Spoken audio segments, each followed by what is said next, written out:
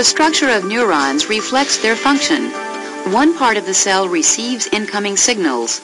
Another part generates outgoing signals. Your goals for learning are to understand the basic anatomical features of neurons and the function of each anatomical region, to understand information flow in neurons and the structural basis for communication between neurons. Here's what you need to know. The anatomy of a typical cell. The function of support cells in the nervous system. Definitions of ion, central nervous system, and peripheral nervous system. To see definitions of terms, click the bold red words. Because of their unique anatomical design and because they are excitable, neurons can communicate. They communicate with each other, with muscles, and with glands. Click each neuron to see it send a signal to its target cell.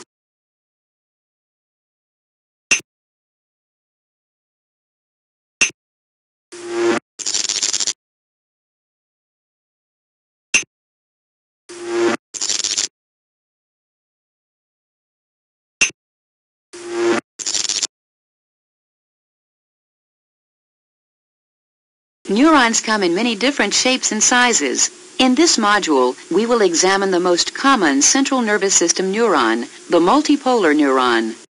All neurons have three characteristic structural features: a cell body, a receptive portion, and a transmitting portion. In most neurons, the cell body, or soma, is located centrally. Multiple branching processes, called dendrites, extend from the soma, forming a structure resembling the branches of a tree. A thin single process called the axon also extends from the soma. Click the buttons to highlight the dendrites, cell bodies, and axons.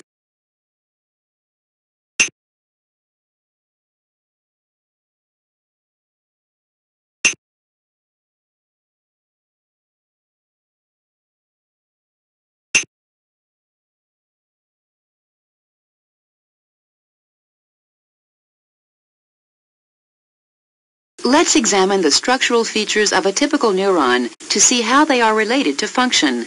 Click each anatomical region of the neuron to reveal its function. The cell body is the main nutritional and metabolic region of the neuron. Like the dendrites, it receives signals from other cells and sends them toward the axon. The branched dendrites receive signals coming in from other cells and send them toward the axon. Both the dendrites and the cell body also sum up or integrate the incoming signals. Together, the dendrites and cell body constitute both the receptive and integrative regions of the neuron. The axon generates an action potential, an outgoing signal also called a nerve impulse, and conducts it to the next cell. The axon is the transmitting or conductive region of the neuron. Neurons receive and integrate signals at one location and transmit an action potential at another location.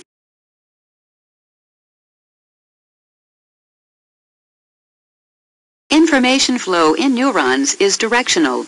Drawing on what you've learned so far about neuron structure and function, trace the path of information from dendritic input to neuron output by clicking on the three anatomical regions in the correct order.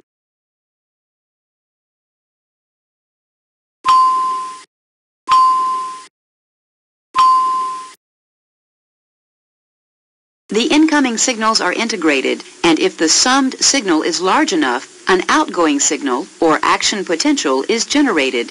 The action potential is conducted along the axon toward the target cell.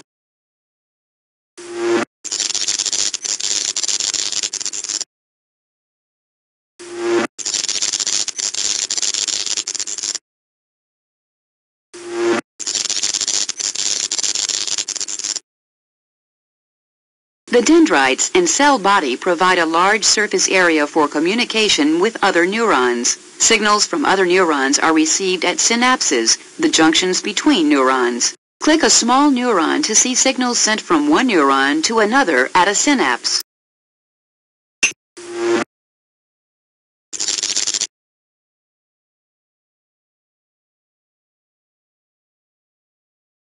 Axons vary in length. They can be short, just 1 or 2 millimeters, communicating only with cells in their immediate vicinity. If the neuron on this page had a cell body 50 microns in diameter, its axon would be only 1 millimeter long. Axons can also be very long, more than a meter, and communicate over long distances. For example, the axon of some spinal cord neurons can reach all the way to the muscles of the big toe. In such neurons, the axon makes up most of the volume of the cell. In general, the longest axons are associated with the largest cell bodies. Each neuron has a single axon, which arises from the cell body at a region called the axon hillock. Axons can branch, forming axon collaterals. At their terminal ends, axons can branch profusely, forming thousands of endings called axon terminals.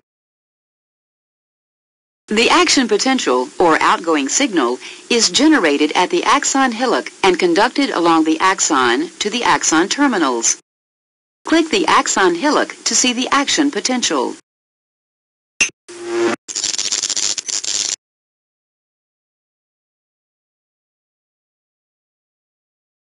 Some axons are covered with an insulating material called myelin, which is produced by the support cells of the nervous system.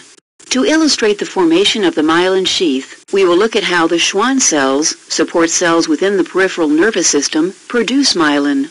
To see the process of myelination, click the axon.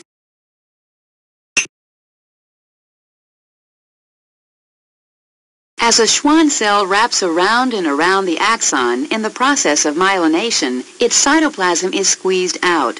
The tightly wound cell membrane becomes the actual insulation.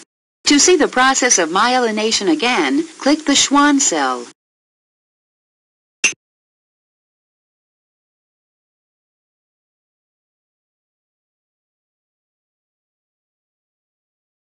Because Schwann cells are small compared to the length of an axon, it takes many of them to insulate a single axon.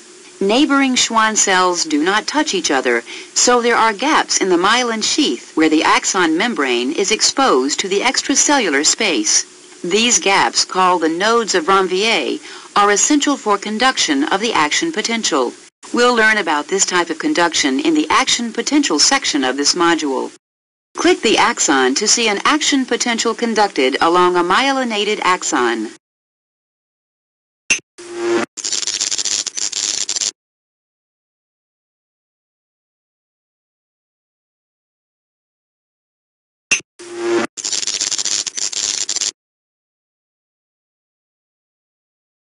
Here's a summary of what we've covered.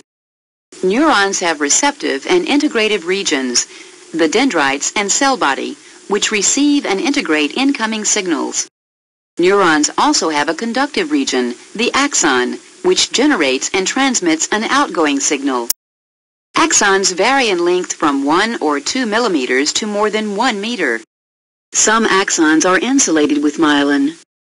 To test your knowledge, click the quiz button to go to the self-quiz.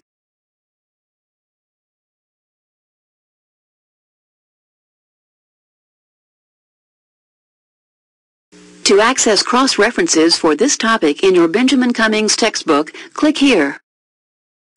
To test your knowledge, click the quiz button to go to the self-quiz.